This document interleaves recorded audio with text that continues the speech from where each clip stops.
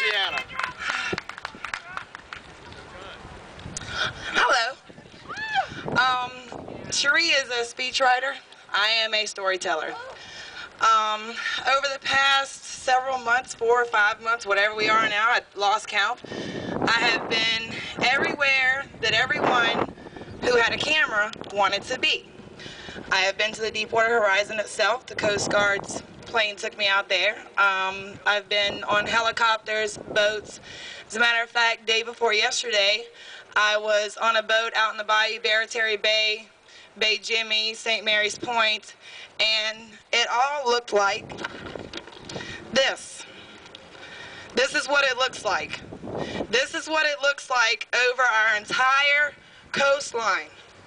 As it gets hot every day, the oil melts back into the water. Now the FDA and the Department of Agriculture says to me, and everyone else in coastal Louisiana, that the cattle cannot be sold that live and graze on the surrounding islands of our peninsula until they go through 6 months of grazing and extensive testing. But yet, they can put our seafood on the market without testing it. We as Louisianian commercial fishermen have taken pride and privilege in delivering the best seafood for decades, generation after generation, to the American consumers. I want everyone here to realize one thing. The oil field in Louisiana produces 30% of this nation's energy. The commercial fishermen produce 30 to 40% of the seafood consumed in the United States of America. Now we have a drilling moratorium because of one company that our federal government has done everything they can possibly do to protect. Yes!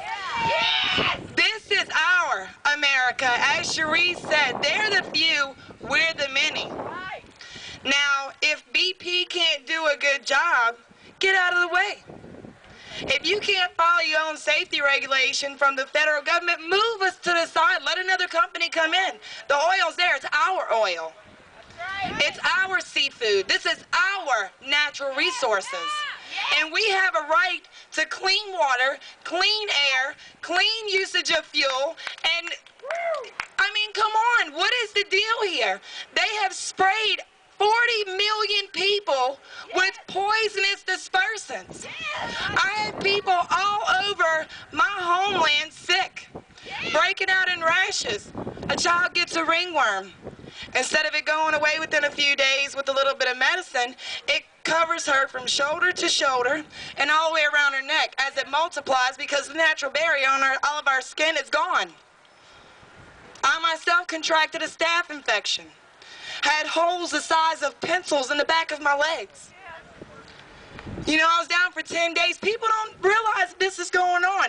We have people down there with nosebleeds, upper respiratory problems. My husband's had brown shit leaking out of his ears for 4 months. The love of my life has brown liquid leaking out of his ears, and the doctors just keep giving him antibiotics and slapping him on the butt and sending him on his way. You know, it's really sad. The lack of federal response from the beginning was really shocking for me. You know, like many Americans, I was politically asleep, sedated. I had no idea what our federal government was doing behind closed doors. No clue. Until the BP Deepwater Horizon rig exploded and my eyes were open to what's really going on. And my main message today to our American citizens, wake up. Get out from in front of Law and Order on the television. Get out from in front of Judge Judy and Jerry Springer. Get off your butt, get in the street, and take your country back. Anything happens in any other country, anywhere in the world, and the United States is the first one on the ground with our tax dollars. But yet, when something happens at home, Katrina, all I got to do is say that word. You know what happened. I don't have to go into that. Now we got the BP oil spill. We didn't see the man for 2 weeks. That man. 2 weeks. Largest natural disaster, or largest man-made disaster, excuse me, in the United States history, and we don't see him for 2 weeks. I'm down there every single day on the front line, on the ground, looking, seeing, watching what they're doing, and I'm telling you right now, they're not cleaning it up. They haven't been cleaning it up. They've been covering up. BP has something called recon. Recon is where their planes and their boats, also our commercial boats that are contracted to BP, go out and they look for oil.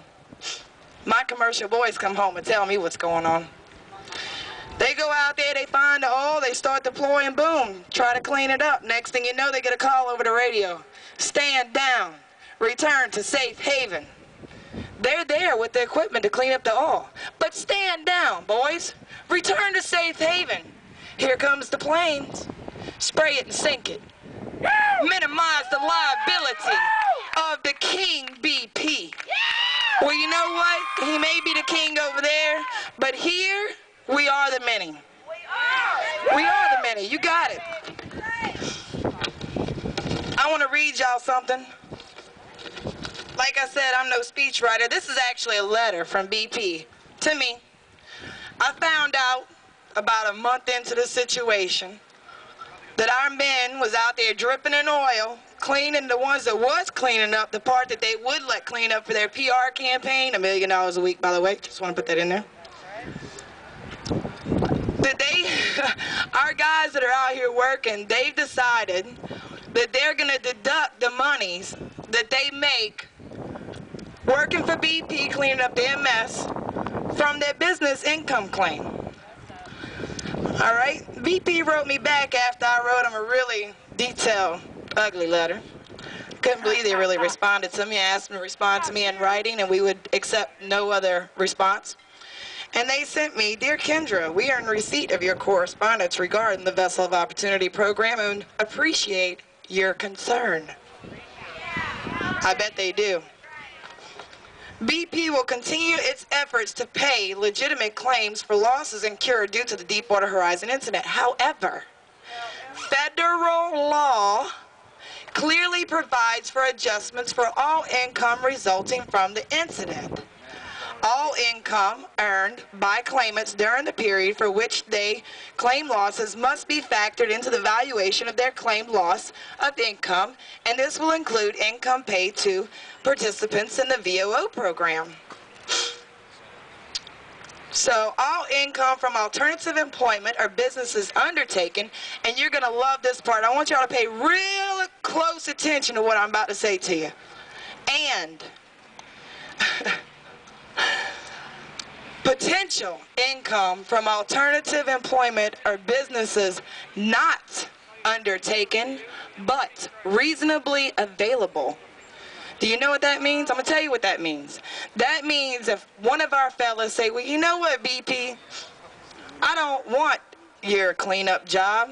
I think I'll just take my claim and stay safe. No respirators, dripping and all. Nah, I don't think so. It's not for me." They will still take the potential income from that alternative employment that was reasonably available and deduct it from their claim. So if they could have made a couple $100,000 or $50,000 or who knows how much money on a cleanup job, BP, the federal law, has provided them the ability to even deduct potential income from their claim. That's boot to the throat. That is called forced employment. The Vessel of Opportunity contract, nowhere in this contract does it stipulate that you have to be affected by the incident in order to work for them.